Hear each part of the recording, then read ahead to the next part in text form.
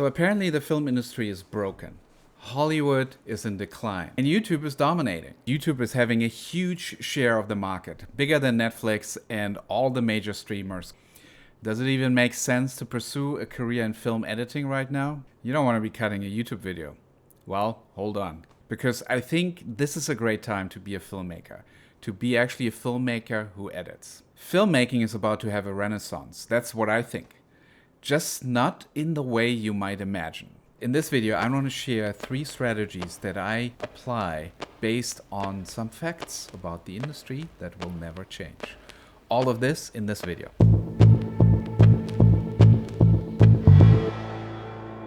My name is Sven. I'm an ACE nominated editor. I cut a 3D IMAX documentary for James Cameron, an Emmy-winning TV show for Joseph Gordon-Levitt, and a feature film for filmmaker Mark Webber that went to Sundance.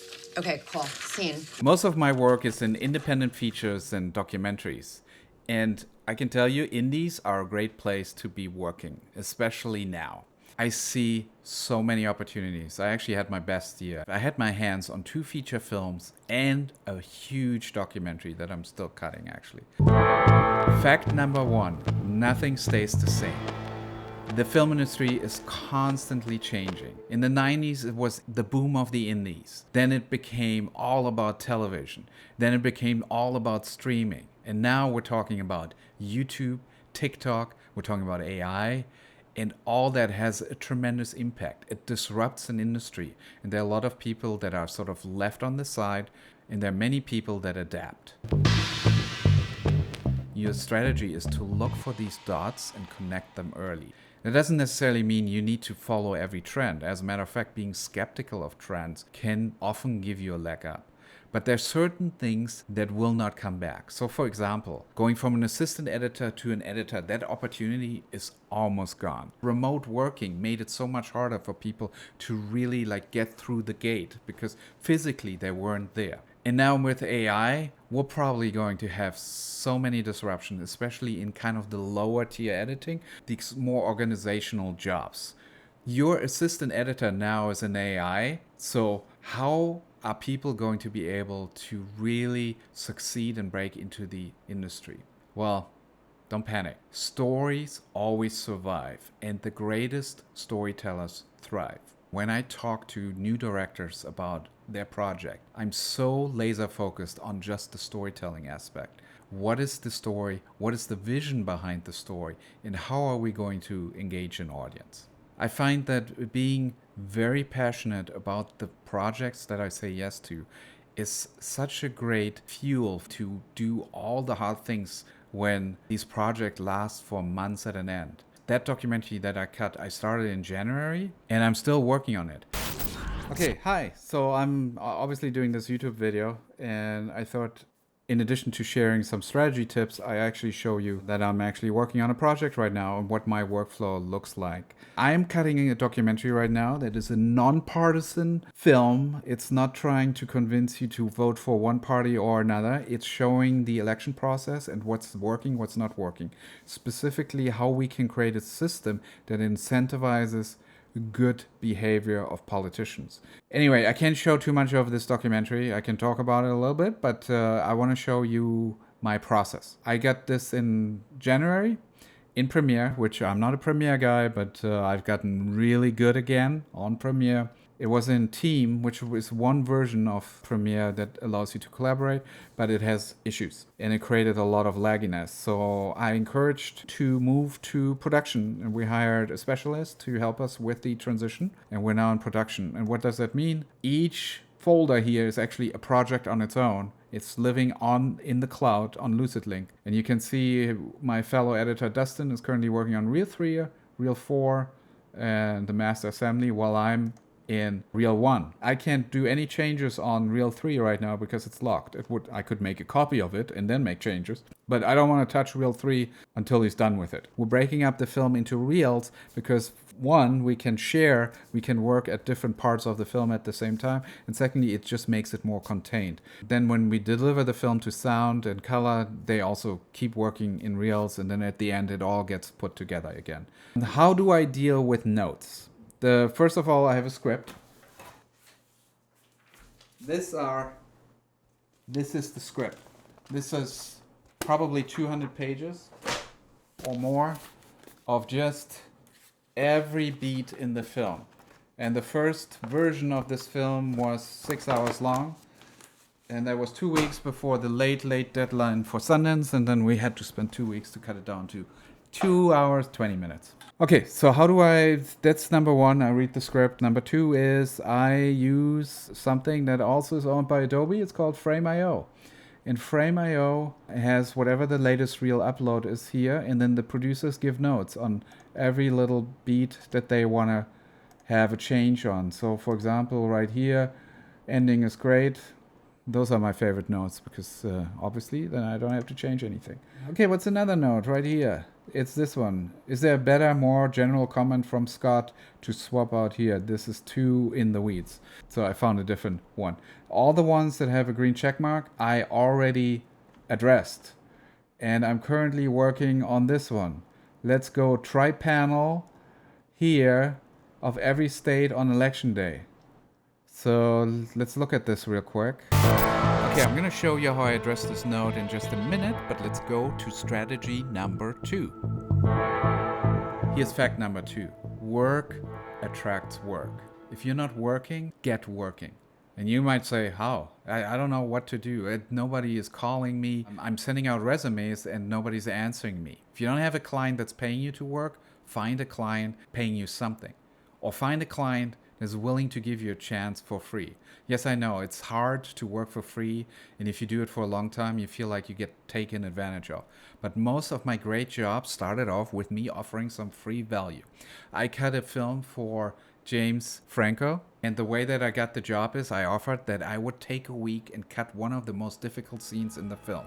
It was like a re-edit and the film had a lot of trouble, and I suggested a way how to fix that scene. And I said, just give me the footage and I'll cut it for free. You don't have to hire me. That created a win-win situation. He had nothing to lose, so he said yes. And then ultimately I got hired for that film.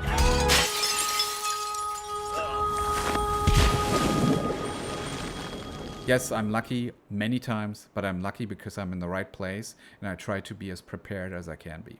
If you're new and you just have nothing on your resume, you need to start building proof of concept. You don't need to have body of work necessarily. Body of work is like this great film that was in this amazing festival that did so well in the theaters. Yes, that's further down the road when you are more established.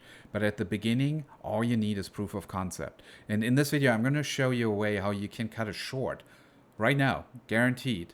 And I'll give you the footage, so stay tuned for that.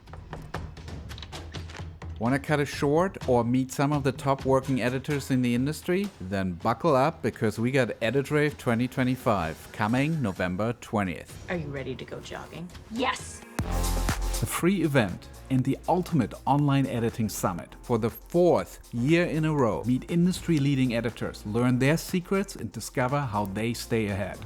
Kicking off on November 20th, join our stellar guest lineup. Emmy-winning editor Simon Smith, ACE, Michael P. Shawver, YouTube editor Rachel Kissler, and Emmy-nominated Patrick Tuck, as well as Josh Beal, ACE. Pardon? It's about what this guy runs. They'll share insights, offer feedback, and show you how to thrive in this new era. I'll present an editing challenge where you get to cut a scene from the comedy Jogging Leads to Ice Cream. You get access to the entire Dailies pack and have a chance to win some amazing prizes. Plus get feedback from our pros. We'll have exclusive Black Friday deals and one more surprise you can't miss. Are you ready for Edit Rave 2025?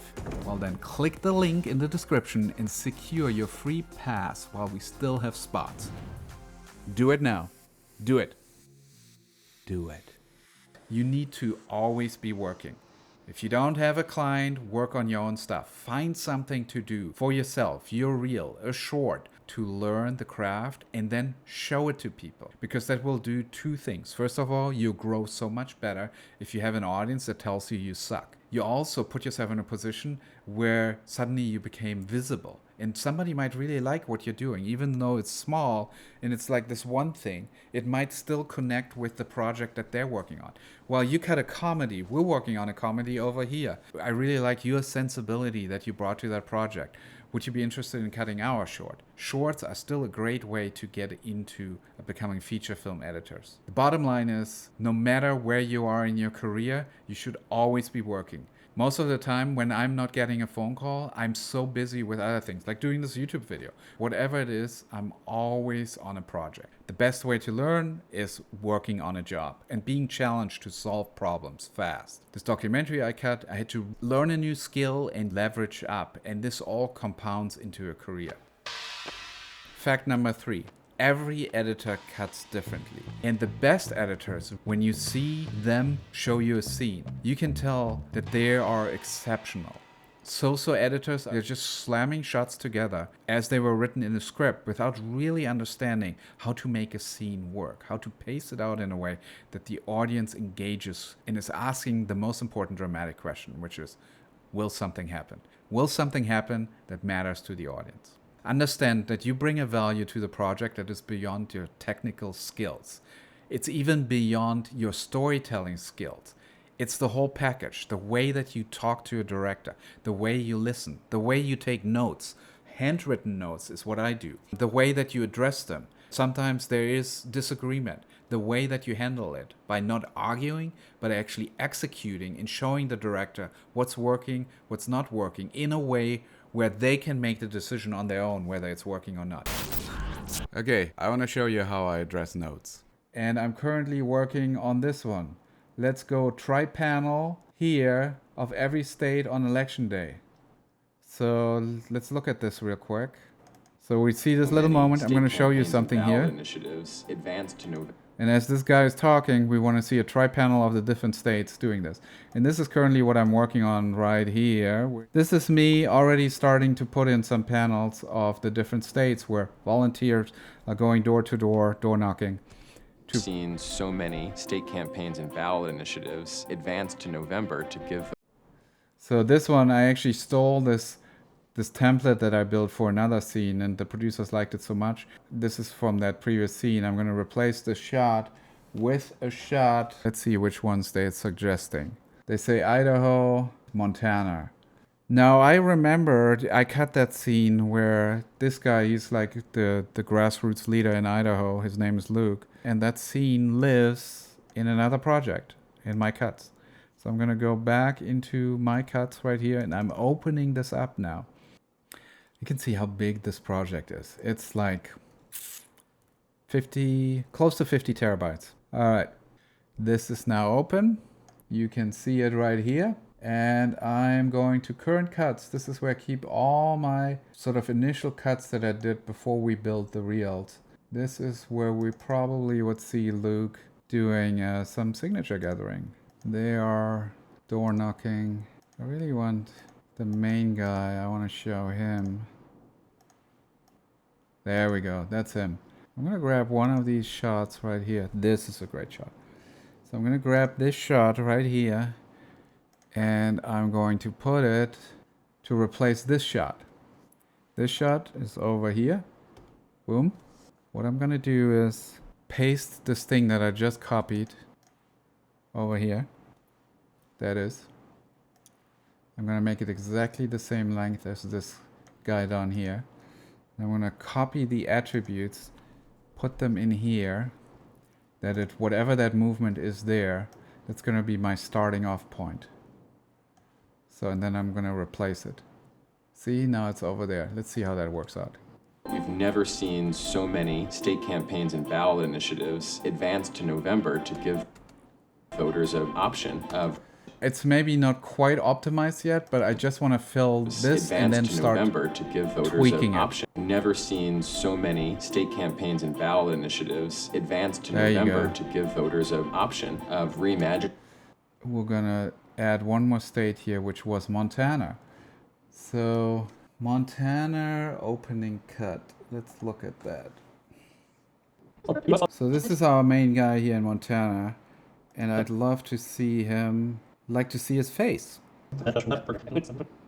There we go. That's him. Right there. That's the shot. But it's folks like these guys. So I'm going to copy this shot over. And again, I'm going to do the same thing that I did over here. Let's just find a good timing. Never seen so many state campaigns and ballot initiatives advance to November. So as this is moving, I'm going to move Luke with it. And then I'm going to have David from Montana come in. So David from Montana right now is taking up the whole space. So I'm going to crop the left of this shot, right? We're only going to see him like this. He's going to start off on the left right here. This is going to be our starting position. Set some keyframes. And then as this moves November to give to here, David is going to come in. He's going to be here. So Luke is going to go, hopefully I set the keyframe right here. He's going to go here. These guys are going to move a little bit more towards the left. I'm going to add a black bar here, make this look all nice. So it's going to take a little tweaking. I won't bore you with this, but this is how I would address this node. And then when I'm done with the node, I go back into Frame.io and I would check off this node. They could actually see online that I addressed it. And then I can move on to the next one. Taking all their ideas there and then finding ways to make them better in a way that is non-threatening to the director. You need to be 100% supportive without being submissive or taken advantage of. The greatest editors have a very strong point of view, but they're also super good at handling directors and producers. Now, I shared a couple of things that I think still matter today. Before I share with you how I got my latest job, I want to encourage you to sign up for EditRave, which is a free editing summit taking place from November 20th till December 3rd. And every other day, I invite one of the pros, an Emmy-winning editor like Patrick Tuck, who's currently working on The Lowdown with Ethan Hawke on FX, Simon Smith, ACE, who cut Chernobyl. And they're going to show you their process. And they're going to answer all your questions that you might have about what keeps them working. How did they break in? What would they advise you to do today to get into the industry? What skills you should be looking at? We'll have a whole session just on AI tools that we're all using today to make our editing faster and more efficient and hopefully better. I'm also interested in finding one of the really great YouTube editors and ask her what her process is and how she can make a living in the current environment. With every session, there's an opportunity for you to learn, to engage. We have an editing challenge that we invite you to participate. And by the way, this is where we'll give you a whole daily pack of an amazing short called Jogging Leads to Ice Cream that you will be able to cut, submit to us, and then we'll have one of our editors, Josh Beal, who just recently cut on the new NCIS, is going to give some of you feedback on the cuts and review them. And we will pick winners. So join us at editrave.com. It's for free. So, how did I get my latest job? It's funny that you ask. I was still on a feature film wrapping up. It was actually the 4th or 5th feature I cut with Mark Webber. Someone reached out to me, a fellow editor. He's actually, in terms of his status, much higher than I am. Several Emmy nominees, working on some of the biggest HBO shows. One of those showrunners at HBO got approached by a filmmaker, a documentary filmmaker, who's looking for a recommendation. And that showrunner doesn't know me, but he works with that editor. And that particular editor was busy. So who was the next person that he thought of? It was me. At the time that I had the interview, they looked at me as the editor recommended by that top-level HBO showrunner that felt comfortable with me doing this job. I think I had a very good interview in terms of preparation. It's a topic that I'm super passionate about. But the reason I got this job was a referral by someone that was in my circle of influence. that thought of me as being their number one recommendation. That skill set of what it takes to become a go-to editor is something we will be talking about at EditRape. Just remember, every film tells a story. The core dramatic question of every scene is, will something happen that matters to the audience? And when it comes to your career, you should ask yourself, will something happen that matters to you? And hopefully the answer is yes. And if it is, go to EditRape, sign up for free, and I'll see you November 20th. Have a good one. Cheers.